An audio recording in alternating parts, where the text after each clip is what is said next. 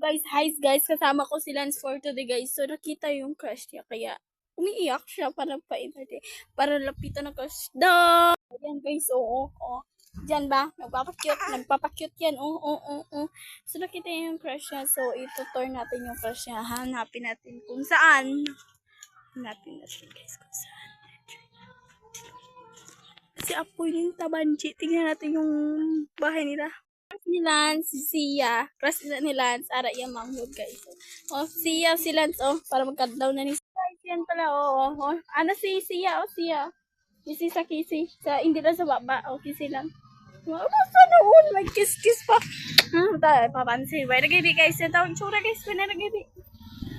Ay, pa-cute na sila. So, bungi naman ako ng papel. Papel sa buhay mo.